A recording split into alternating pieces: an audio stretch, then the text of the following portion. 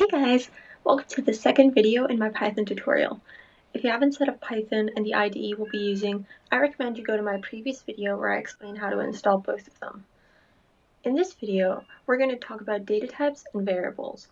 Python is a quite simple language when compared to others like C or C++, so we can get things done in a simpler way.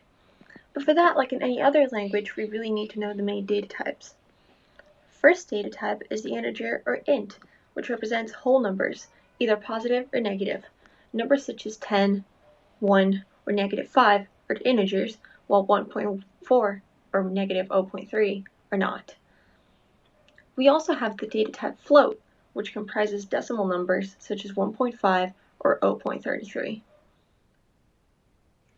Another data type is Boolean or bool. It's used often for logical instructions, which we'll talk about in future videos, but what's important to know is that a Boolean variable can take two values, true or false, and it's important to start those with uppercase so they work correctly. And then we have the string data type, or str, which holds text. A variable of this type has to be enclosed by matching single or double quotes. The text can include letters, numbers, and symbols that will be processed as one single element. Therefore, we can have a string 123 that is different from the integer 123. But don't worry, we'll go into this more in future videos.